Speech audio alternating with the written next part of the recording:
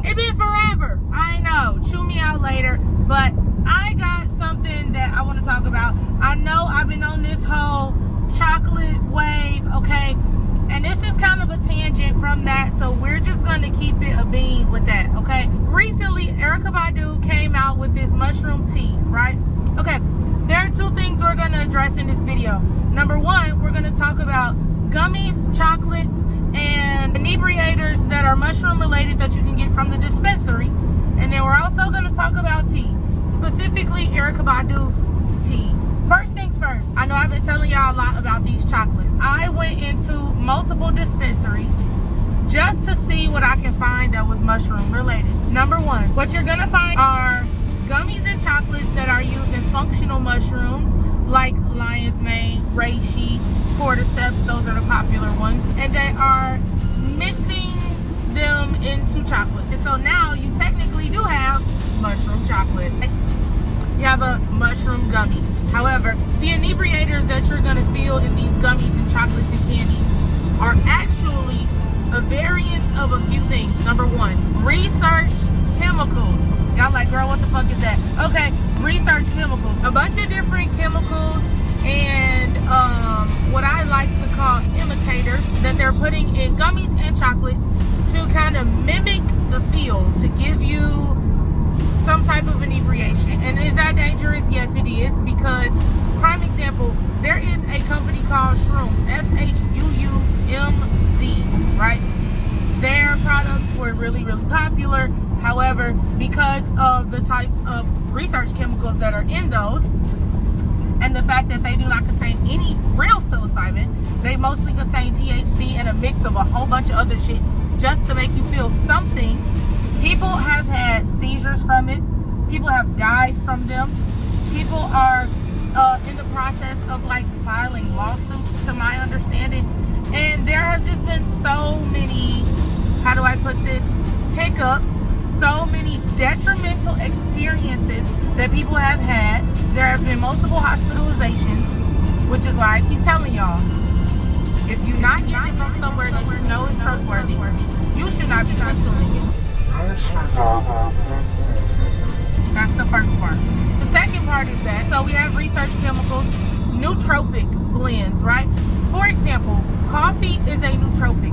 It is something that coffee grows naturally, yes, but also you will feel a boost from coffee. However, my issue is that these companies are trying to sell an experience based on nootropic blends that already have a natural boost to them. Cordyceps is considered a nootropic because it does give you a little boost, but I wouldn't tell you like, oh, you finna have the trip of your life because you done had some cordyceps. That's not what you're gonna get. You may feel that lightness, that airiness, that boost, right? A little increase in energy, but that's because naturally cordyceps does that naturally, just like coffee does, just like an energy drink would. Okay, so that's the second part. Having a nootropic blend with a functional mushroom is what a lot of these companies are doing. That's what they're selling, okay? And that also ties into Erykah Badu's tea because that's exactly what she's doing as well. I also don't like the fact that people are selling a mushroom experience when in reality, when you look up the charts of the chemical compounds and breakdowns of what is included in this, because a lot of these companies have them listed on their website. They're right there in plain English, or they're on the back of the label, or they're listed in the description before you purchase it, okay? People are not reading. They capitalize on the fact that they know people don't read. They're capitalizing on the fact that they know people are not going to do research. And then more importantly, they're capitalizing on the fact of knowing that they're taking advantage of what you don't know, which is ignorant. And I think that when we talk about morality when it comes to mushrooms, that is where we lose a lot of people. They're doing a lot of things for the sake of $1 and not the sake of the person, not the sake of the experience, not the sake of being informed, not the sake of painting mushrooms in a positive light. And that is why I do what I do, right? I'm gonna read for y'all. Harm reduction for me is being informed. If you never do a mushroom a day in your life, I want you to just know what things are, right? If you go to these dispensaries and you look at the back of the packaging, it will clearly state, this does not contain psilocybin. If you're consuming a mushroom-related product, mushroom pub product, and it does not contain psilocybin. What it contains is functional mushrooms that will not give you an experience. Functional mushrooms can be purchased at the health food store, and depending on what kind of functional mushroom it is, you probably can get it for $10 from Whole Foods. And so I think that there's a lot just being lost in translation there, but again, no worries, that's why I'm here. I'm saying all that to say that when we're talking about Erykah Badu's tea, right, what's in her tea? THC, CBD, CBG, CBN. I don't even know what CBG and CBN are. I know what CBD is. That's a imitator for THC, right? And then it also contains THC. So the plus of mushrooms not showing up on a drug test, and you're doing all these mushroom chocolates and, you know, gummies and everything else, drinks and all this stuff from a dispensary, and then you're going to take a drug test and you're going to drop dirty because there's going to be THC in your system and you didn't even know it.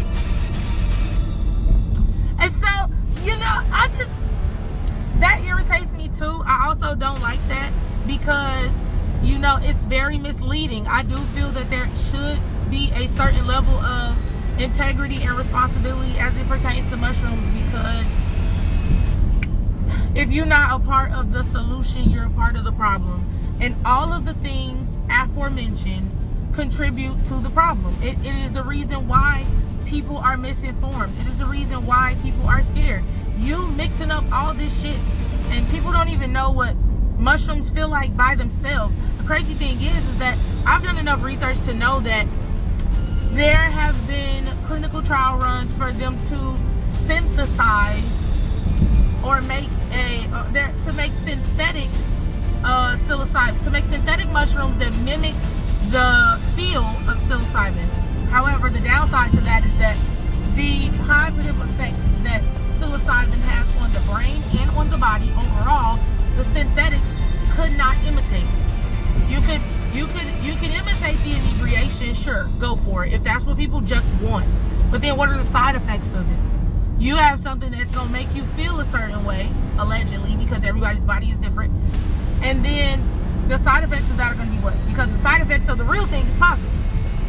And for some people, it can be traumatizing. Don't get me wrong. There are people who have turbulent trips and terrible experiences. But again, I would urge you to understand that your trip is reflective of who you are. And my main question that I ask people all the time when we talk about experiences is, if everything that was going on in your mind was amplified, would you be okay with that? And so when that conversation, that's a yes or a no question. I'm not interested in, well, maybe, well, kind of, well, no. That's a yes or a no question that kind of, for me, just gets to the point, and that's kind of where I like to start, because that's going to tell me everything I need to know. If the answer to that question is no, you probably shouldn't even be doing shrooms anyway, and that's from a point of safety.